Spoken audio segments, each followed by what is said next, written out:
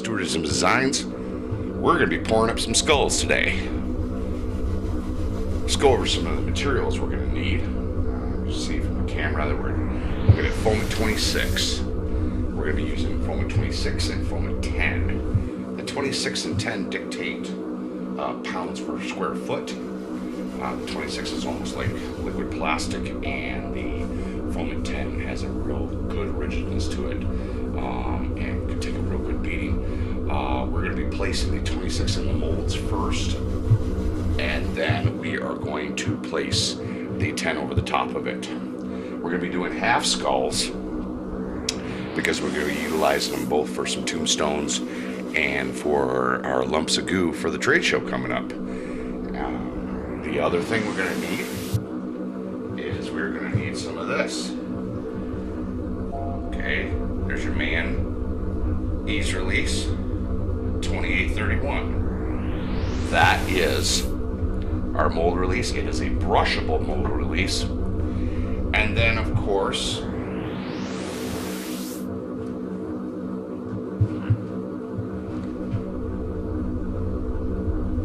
we have our skull molds.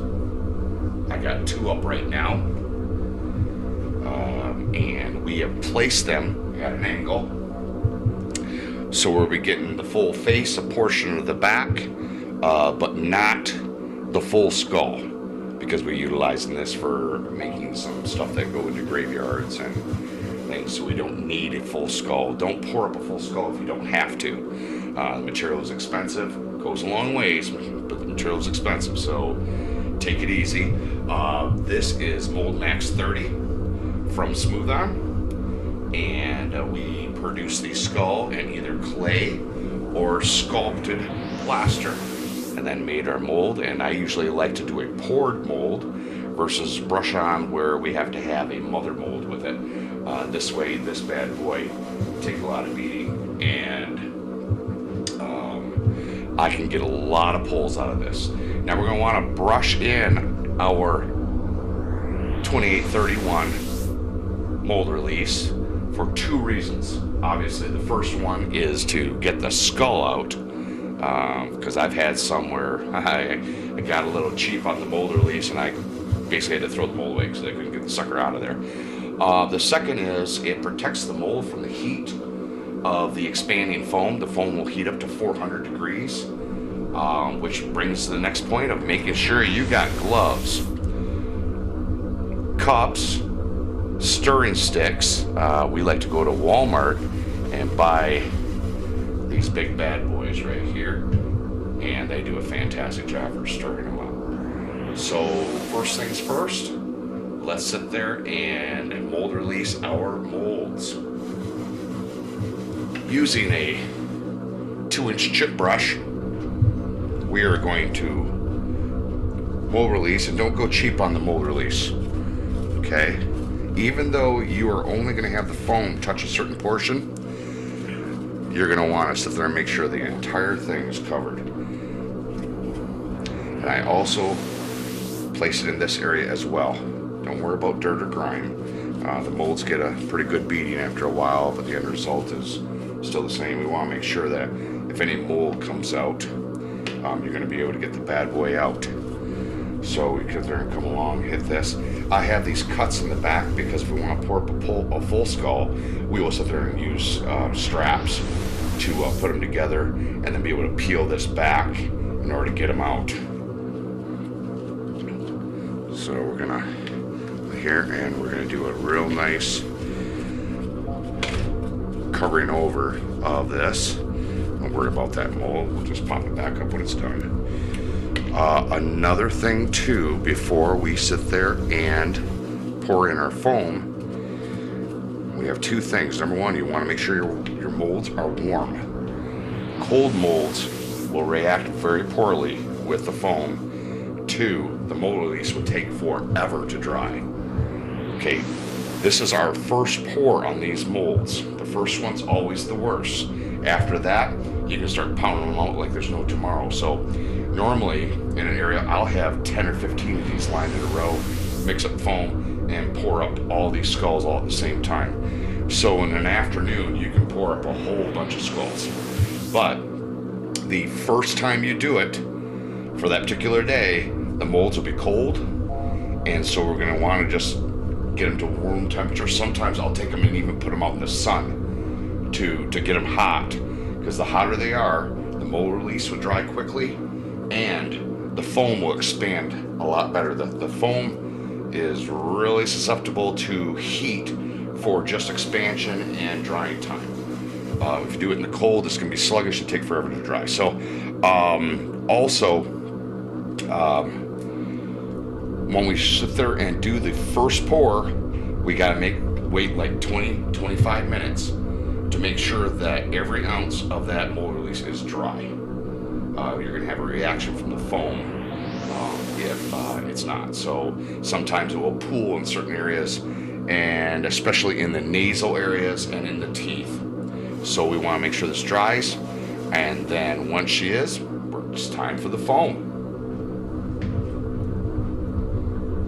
Another thing I'd like to point out to you guys is that I have black plastic down here. The foam will stick to anything it touches except this. So I'm actually pouring these up in our kitchen right now because it's cold outside and it's cold in the studio. So my wife, being the loving, caring person she is, allows me to come in here, and as long as I take care of things and clean things up, to pour up in the kitchen. I got this nice rolling counter here. Did this all winter long last year too, until I can get a decent heater in the studio, but that's for another story. So we have nice brand new plastic, and we want to make sure that that stays good. Also, you might get some debris on the plastic from just pouring it up and having it dribbling down the cans. We're going to make sure we clean that up here and there so it doesn't get on any of your already poured up pieces. While we're waiting for the mold release to dry, I've already poured up our AB, the 26. So the clear one on the left-hand side is the B. Obviously the right one is the A. We pour the A into the B, not vice versa.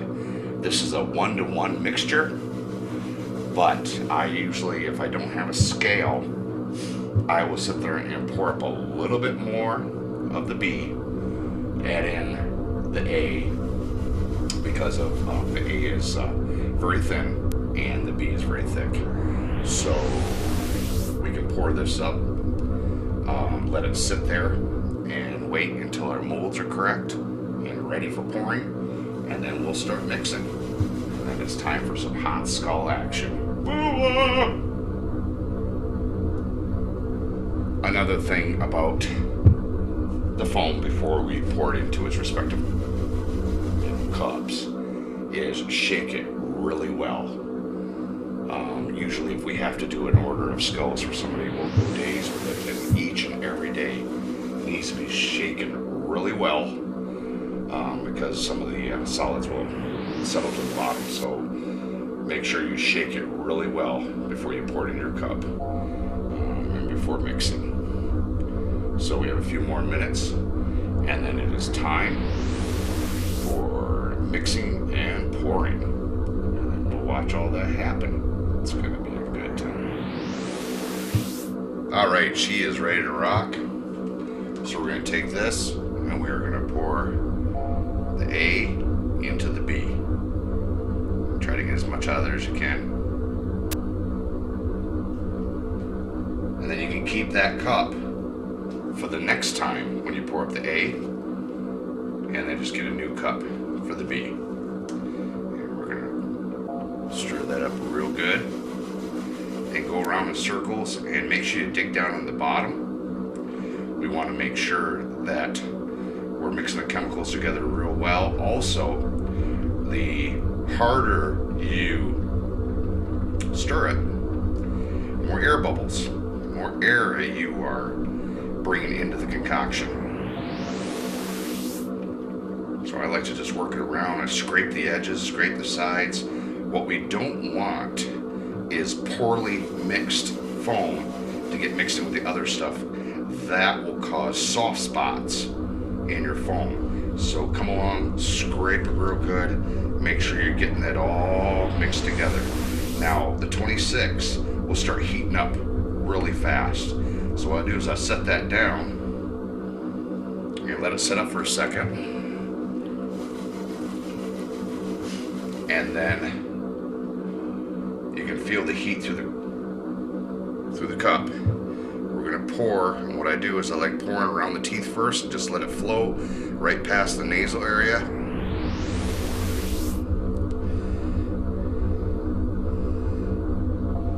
Okay, one at a time, little by little.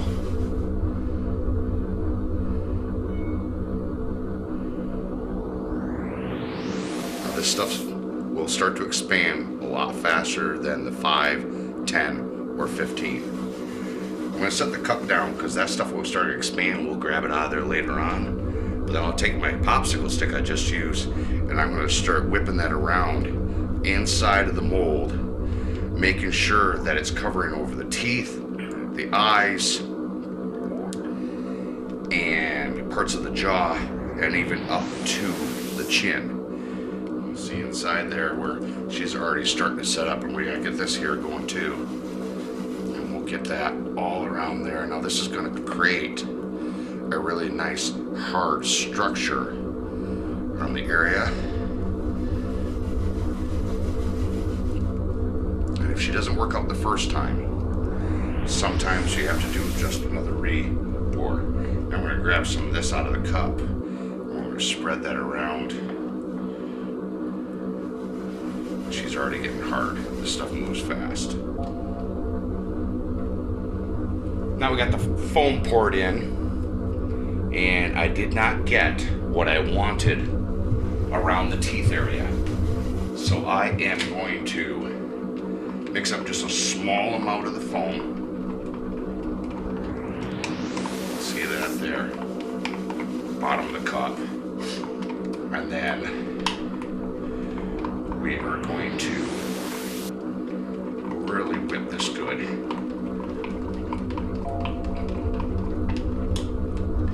we're going to start just laying that out around the teeth. Little by little. If you have an area where you feel it didn't hit well, just come along and you're able to hit all those areas. Get those teeth. Now she's already starting to expand in the cup. And so we'll make sure that gets hit really well. Sometimes when you're pulling the molds out with the 10, 15, and the 5, one thing that's really important is the teeth, and they don't turn out so hot. Sometimes I'll use the resins for doing the teeth and then pour foam around it to make sure our teeth and our nasal passage and areas around the eyes that have a real deep cut will turn out. But I am making sure that these guys are going to have a real nice solid teeth, jaw, and nasal area. I'm just going to pour the rest of that in there. There's no saving this stuff, so if you have it, you got to use it.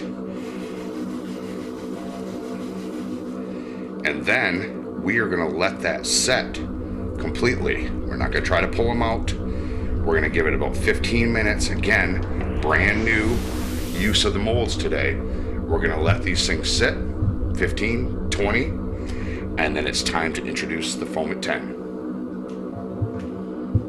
Okay, we're almost ready to pour up the foam at 10 in with the 26. The 26 is still hot, and that's a good thing. You let it sit up 15, 20, she'll still be hot, and then you can introduce the 10 on top of it. We're doing that just to give it strength, and to give us something to work with when we make our lumps of goo, which I'll explain later. And so, here in a few minutes, we'll be pouring up the 10, and this particular 10, the foam at 10A is the same. The foam at 10B has a slight retarder when it comes to the drying time. So it gives you a little bit more time to work with it. I didn't particularly order it. It was shipped to me by mistake. But neither here nor there, that's okay. We will utilize it as best we can because the expense of this stuff, this is about $100 a gallon. And in a gallon kit, it's an A and a B. But this will work fantastic for all your needs when you're coming to making something that you can get run over with a car and not have any damage. So let's get to pouring that up.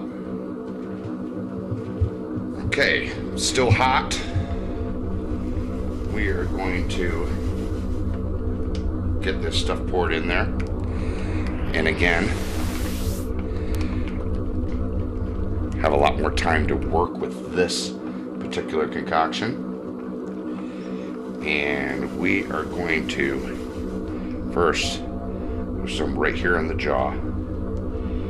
We'll make sure we have a nice full jaw, and to fill in any blanks that we might have missed with the 26 on the teeth. Okay, we're not worried about the nose or anything like that. That got covered. And we're going to do the same over here. I'm going to pour some of that and just work it up. Now this will start expanding pretty soon, but will stay soft because of that retarder in it. But that retarder sometimes become null and void because you were pouring it against all that hot 26 that's still in there. So we are just filling that in, and this will also give us a nice creation. I'm going to scoop that around inside. Sometimes by mistake you're going to get a real nice shape in there that you can utilize when we're using these for tombstones, or for the lumps of goobs, or for pretty much anything you want to do. And again, we're doing this just with 1 cup, and this will really make for a very eclectic way of use. And other parts of some videos we will go through their painting, fighting off the mold release, and just all the different examples of what can be done with it. Also, at the end of this video, I will have some information concerning where this foam can be located, some suppliers, and some examples of some of the stuff we've created in the past. So we just got it in there. Now you got time to work with this stuff. So I just, as she's setting up, I'm going to keep on scooping it up.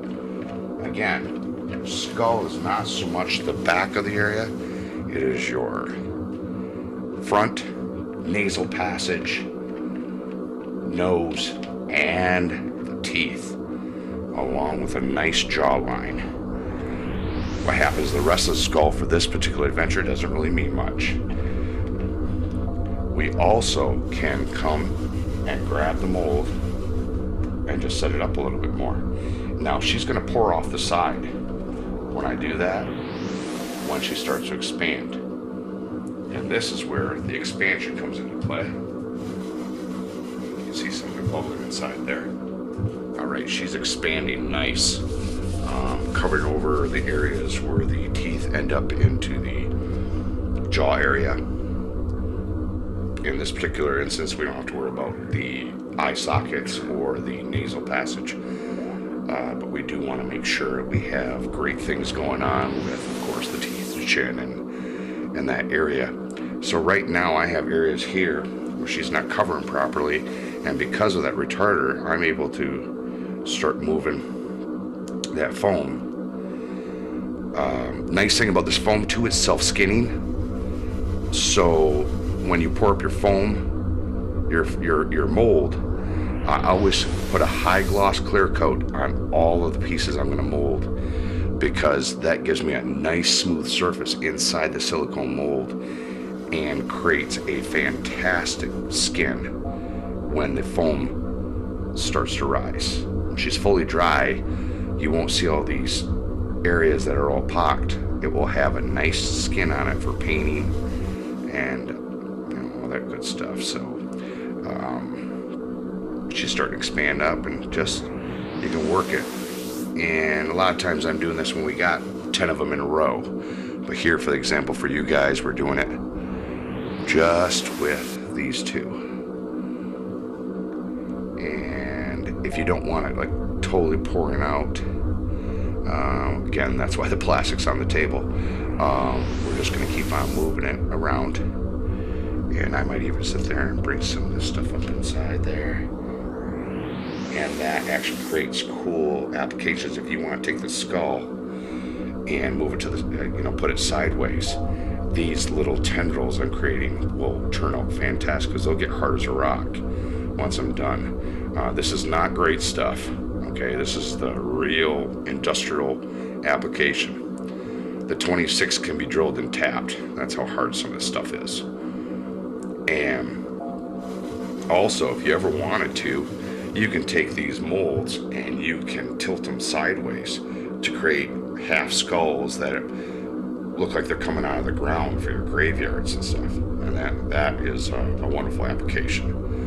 You can pour these up any way you want to. So right now we play the waiting game, and now we gotta let them dry. I'm gonna let these, because it's the first mold of, pull of the day, dry for about 20-30 minutes before I pull them out, and then you guys will see the end result. Right. I waited a half hour to make sure that these were ready to pull, and so we're going to just set one aside for right now.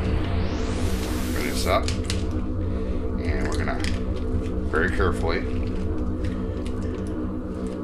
then I'm going to put my hands here. Now be prepared, the heat will be there in the bottom, and pull it out, and voila, check out that bad boy. Oh yeah. Okay, got our first one. Now what I do before I even go in to pull the second one, the minute I pull a skull out, get in there and put your mold release in again. She'll dry a lot quicker this time. The mold has been significantly heated up because of the foam that was already in there. Okay, and then we're just going to take this bad boy and we'll just set it aside and let it dry. And time to pull the second one. Now, try to keep your hands clean. I got the gloves on again for the heat aspect, but also for anything else. We want to make sure we don't get any dirt or any unprocessed foam on the new piece coming out. And we're going to just work it out little by little. Boom. Nice. Okay. You can tell right there is the 26. Right there's the 10. But we got our chin, we got our teeth, full nose, eye sockets.